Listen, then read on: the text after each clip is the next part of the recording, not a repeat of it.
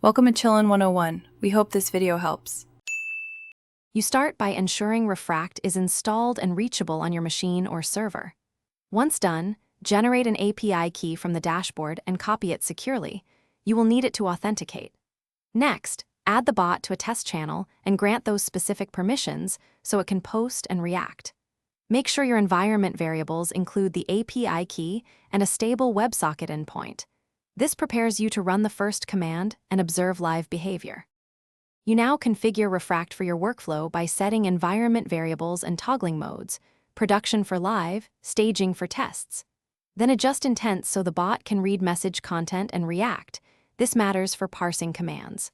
Once configured, run Refract start and monitor logs for successful WebSocket connection and 200 OK responses.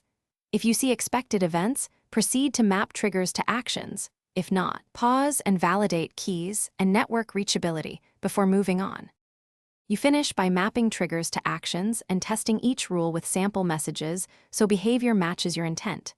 Then enable rate limiting and retry policies to avoid throttling. A short 1-second backoff with 5 retries is a safe start. Once deployed, monitor logs and metrics to confirm throughput.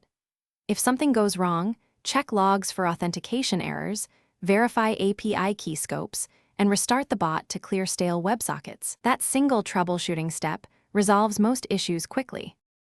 Thanks for watching. Consider subscribing if we helped you.